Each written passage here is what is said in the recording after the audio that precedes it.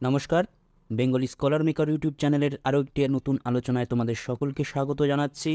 যারা বাংলার net set পরীক্ষার জন্য প্রস্তুতি নিচ্ছ এবং জুনের পরীক্ষাটার জন্য প্রস্তুতি নিচ্ছ বিশেষ করে, তাদের জন্য আজকে মন্ময় সিংহ, গীতিকা, মহুয়া ও দস্যু কেনা নামের পালার আলোচনা নিয়ে এসেছি।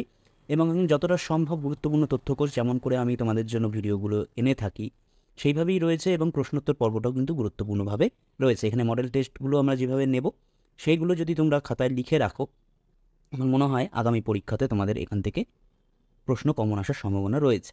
তাহলে চলো ভূমিকাতে কথা না বাড়িয়ে আমরা ময়মনসিংহের গীতিকার যে গুরুত্বপূর্ণ তথ্যকোষ এবং তোমাদের যে পাঠ্য অংশে রয়েছে মহুয়া এবং দস্যু কেনা নামের পালা, সেখানকার মডেল প্রশ্নগুলো একবার এক নজরে দেখে নিই। তাহলে এক নজরে যে তথ্যকোষগুলো আমরা রাখি সেখানে আমরা দেখতে পাচ্ছি ময়মনসিংহ গীতিকা হলো লৌকিক প্রেম গাথা। এটা আমরা সকলেই জানি যারা ময়মনসিংহ গীতিকা পড়েছি।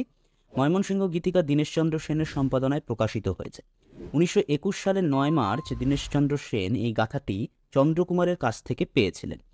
এবার এই চন্দ্রকুমার দে আমরা পরবর্তীতে তথ্যতে আসব। মহুয়া পালাটি এই গাথা সাহিত্যে অতীব অভিনব সামগ্রী।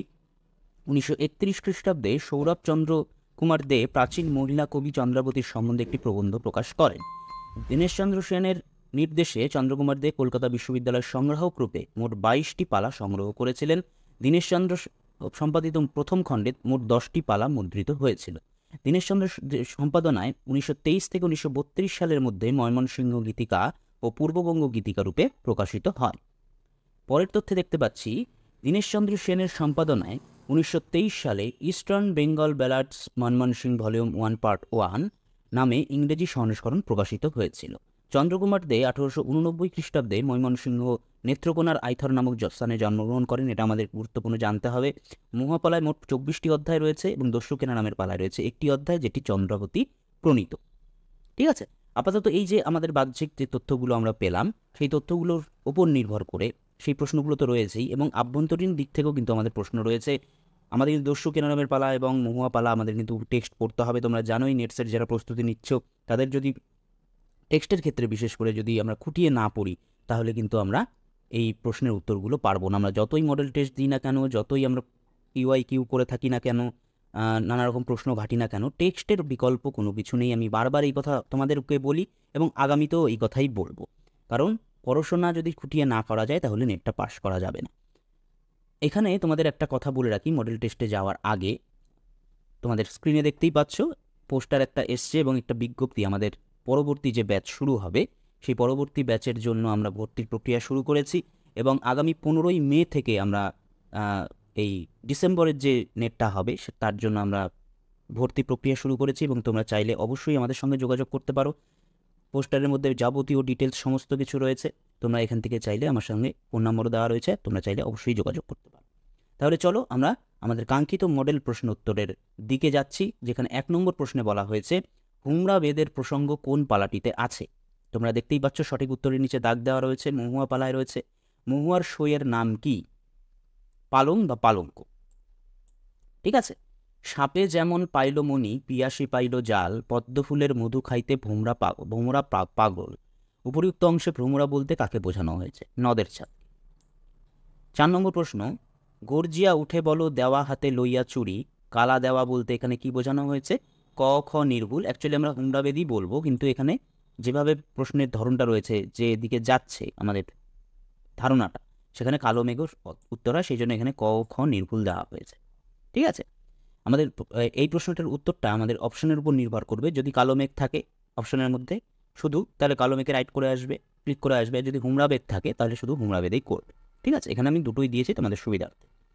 5 নম্বর প্রশ্ন, দস্যু কেনারাম পালাতে কোন দেবীর স্বপ্ন দর্শন প্রসঙ্গ আছে? মনসা দেবী। 6 নম্বর প্রশ্ন, 84 নরকুণ্ডের প্রসঙ্গ কোন পালায় আছে? দস্যু কেনারামের পালায় আছে। 7 নম্বর প্রশ্ন, কেনারাম তার লুণ্ঠিত ধনসম্পদ যে নদীতে বিসর্জন দেয়। খুব গুরুত্বপূর্ণ, ছোট হলেও যদিও বা ফ্ল্যাট প্রশ্ন, কিন্তু খুব গুরুত্বপূর্ণ প্রশ্ন। এর সঠিক উত্তর হয়ে যাবে ফুলেশ্বরী। 8 নম্বর প্রশ্ন, শৈশবে না পাইলাম শিক্ষা না চিনিলাম পথ এতদিনে পাইয়া তোমায় সিদ্ধ মনোরম। কাকে পাওয়ার কথা বলা হয়েছে? দ্বিজ বংশীদাস। 9 নম্বর প্রশ্ন, মহুয়াপালা কার দ্বারা প্রণীত? দ্বিজ কানাই।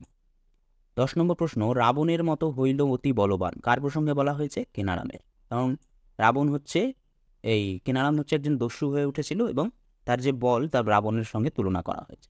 11 নম্বর প্রশ্ন, যাহারে দেখিলে লোকে উড়িত পরাণ, শুনিলে তাহার গান গলয়ে বাসান। আমরা পরিষ্কার বুঝতেই পারছি এখানে কার গানের কথা বলা হয়েছে, কেনারামের।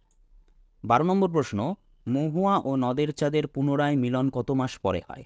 6 মাস। 13 নম্বর প্রশ্নে চলে যাচ্ছি। এখানে তোমাদের জন্য যে নেট টাইপের যে ধরনের প্রশ্নগুলো আসার সম্ভাবনা মনে হচ্ছে, এরকম ধরনের প্রশ্নগুলো কিন্তু আসবে। তবে এটা অ্যাকচুয়ালি মডেল প্রশ্ন হিসেবেই তোমরা ধরবে, কারণ এই যে এটাই যে ধরে পরীক্ষার সময় আসবে এমনটা নয়। এই ধরনের প্রশ্নগুলো কিন্তু এখন এই মহুয়া পালা এবং দস্যু কেনারামের পালা থেকে কিন্তু প্রশ্নগুলো আসার সম্ভাবনা আছে। সেই জন্য তোমরা যেই ধরনের অধ্যায়গুলো যখন পড়বে, তখন এই যে আমাদের ক্রম দিয়ে যে প্রশ্নগুলো হয়, আমি তোমাদের জন্য বেশ কয়েকটা রেখেছি আমাদের এই আজকের সেশনে। এবং এইখানে কিন্তু আমরা দেখতে পাচ্ছি যেভাবে কবিতার লাইনগুলো, যে পাঠ্যের লাইনগুলো রয়েছে, সেইগুলো সাজানো রয়েছে এলোমেলো করে, এবং আমাদের কিন্তু পাঠ্য অনুযায়ী ক্রম অনুযায়ী সাজাতে হবে, এবং সেটার সঠিক সিকোয়েন্সটা তোমাদের এখানে দেওয়া আছে। আমি আলাদা করে অপশন রাখিনি, এখানে সংকেতটা সোজা করে দেওয়া আছে একদম উত্তরটা। ঠিক আছে, তোমরা এটা দেখে অবশ্যই কিন্তু মিলিয়ে এভাবে দেখবে, এভাবে কিন্তু উত্তরগুলো আসবে, পরীক্ষা প্রশ্নগুলো হবে। ঠিক আছে, 14 নম্বর প্রশ্ন দেখো, একইভাবে রেখেছি একটা। এটা হচ্ছে বনদম্পতি অবলম্বনে।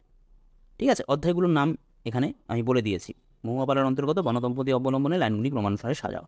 এখানেও কিন্তু আমাদের সংকেত তোমরা দেখতে পাচ্ছ, এটার সংকেত অনুযায়ী কিন্তু আমাদের এই সংকেতটাকে মেলাতে হবে পরপর করে।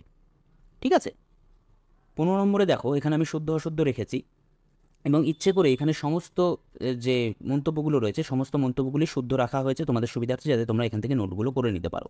এখান থেকে দেখো, এই যে 4টা রয়েছে, এখান থেকে কিন্তু স্তম্ভমিলও আমাদের আসার সম্ভাবনা রয়েছে। মহুয়া পালার শুরুতে পূর্ব দিকের কথা আছে, তার পূর্ব দিকের কথা বললাম। দক্ষিণে রয়েছে বন্দনার ক্ষীর নদী সাগরের বন্দনা আছে, উত্তর দিকে কৈলাস পর্বতের বন্দনা আছে, পশ্চিম দিকে মক্কার কথা আছে। তাহলে এখানে স্তম্ভমিল করে দিতে পারে। প্রথম তালিকায় দিকগুলির নাম পূর্ব, পশ্চিম, উত্তর, দক্ষিণ, আর সেখানে কি কার বন্দনা করা হয়েছে দ্বিতীয় তালিকায়, তাই না? সেই জন্য এটাকে এইভাবে প্রশ্নটাকে করা হয়েছে, যাতে স্তম্ভমিল প্রশ্নটা তোমরা বুঝতে পারো, এবং এইভাবে শুদ্ধ অ্যান্সারগুলো আমি এখানে রেখেছি। ঠিক আছে, 16 নম্বর প্রশ্ন, মহুয়া পালার বনে পর্যটন ও বিপদ অবলম্বনে লাইনগুলি ক্রমানুসারে সাজান। এই বনে পর্যটন ও বিপদ এই অধ্যায়ের থেকে আমি এই কতগুলো দিয়েছি, 5টা, এবং এটার এই সংকেতটা সঠিক ক্রমটা হবে এরকম। তোমরা কিন্তু অবশ্যই দেখে এটা নোট করে নেবে। 17 নম্বর প্রশ্নে চলে যাচ্ছি। এখানেও আমরা ক্রম অনুযায়ী সাজানো দিয়েছি। এটা হচ্ছে হুমরার দল অধ্যায় থেকে দেওয়া হয়েছে। ঠিক আছে, তাহলে প্রত্যেকটা অধ্যায় থেকে আমরা টার্গেট করেছি, যেখান থেকে খুশি কিন্তু নেট দিতে পারে, এইভাবেও কিন্তু প্রশ্ন হতে পারে। ঠিক আছে, এটা সঠিক সিকোয়েন্স তোমরা দেখতে পাচ্ছ, অবশ্যই তোমরা কিন্তু স্ক্রিনটা পজ করে মিলিয়ে নেবে, আমি বলে সময় নষ্ট করছি না। 18 নম্বর প্রশ্নে চলে এসেছি। এই প্রশ্ন 3টে এখানে রাখা হয়েছে এইভাবে, কারণ এই প্রশ্ন সেটে আসতে দেখা গেছে 2020 WB সেট এবং 2022 WB সেটে এই 3টে প্রশ্ন এসছে। তোমরা অবশ্যই এটা কিন্তু দেখবে। 18 থেকে 20 নম্বর প্রশ্ন। ঠিক আছে, এটা এসছে হচ্ছে 20তে, WB সেট 20তে, আর এই দুটো এসছে WB সেট 2022 সালে। ঠিক আছে, এবার আমরা তোমাদের জন্য একটা স্তম্ভমিল টাইপের প্রশ্ন রাখার চেষ্টা করেছি। এইভাবে স্তম্ভমিল প্রশ্ন কিন্তু আসতে পারে। আমাদের যে মহুয়া পালা এবং যে দস্যু কেনারামের পালার যে জায়গাগুলো আছে, সেই জায়গাগুলো ছাড়াও যে চন্দ্রাবতী পালা, কমলা পালা, মলুয়া পালা, যে সমস্ত আরও যে 24টা এবং 25টা অধ্যায়ের ইয়েতে গোটা মনমোহন সিং গ্রন্থে যে পালাগুলো রয়েছে, সেই পালাগুলোর যে প্রণীত, যার দ্বারা প্রণীত বা যার দ্বারা লেখা হয়েছে বা যার দ্বারা বলা হয়েছে, সেই জায়গাগুলোতে কিন্তু একটা স্তম্ভমিল টাইপের প্রশ্ন আসতে পারে।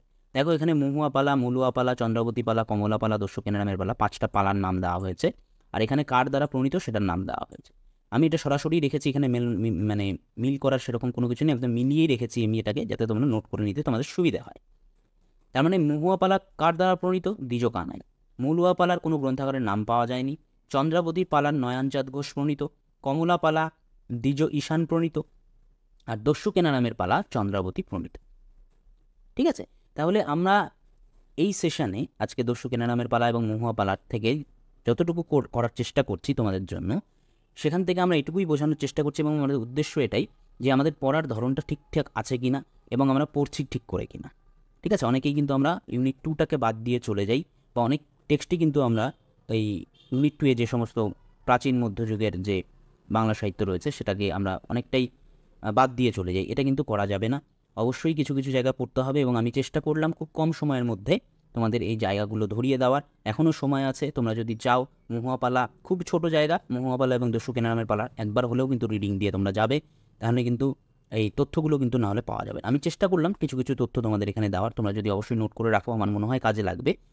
এ প্রসঙ্গে একটা কথা বলে রাখি, সেটা হলো আমাদের এই যে আলোচনার ক্রম, সেটা এবার আমরা ইউনিট ধরে ধরে আনবো, যেহেতু আমাদের পরীক্ষার দিন খুব ঘনিয়ে আসছে, সেই জন্য আমরা অনেকেই তোমরা কমেন্ট করেছো যে এরকম করে মক টেস্ট টাইপের ভিডিও বানালে ভালো হয়, সেই জন্য আমি তোমাদের জন্য এরকম সেশন আনবো এরপর থেকে।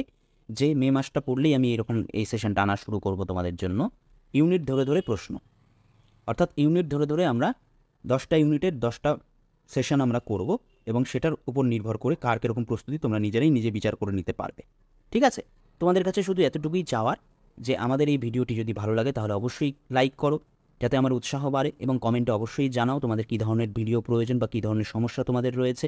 আমি অবশ্যই সেটা মেটানোর চেষ্টা করব, এবং অবশ্যই আমাদের এই ইউনিট টেস্টের যে মডেল টেস্ট হবে আগামীতে, সেটার জন্য যদি তোমরা দিতে চাও সেই টেস্টটা, তাহলে অবশ্যই আমাদের চ্যানেলের সঙ্গে যুক্ত হও, বন্ধুবান্ধবের সঙ্গে প্রচুর পরিমাণে শেয়ার করো। তোমরা অবশ্যই চ্যানেলটিকে সাবস্ক্রাইব করে আমাদের পাশে থাকো। দেখা হবে এরকমই কোনো আলোচনায় পরবর্তী ভিডিওতে। ততক্ষণ ভালো থেকো, পড়াশোনায় থেকো, লক্ষ্যে থেকো।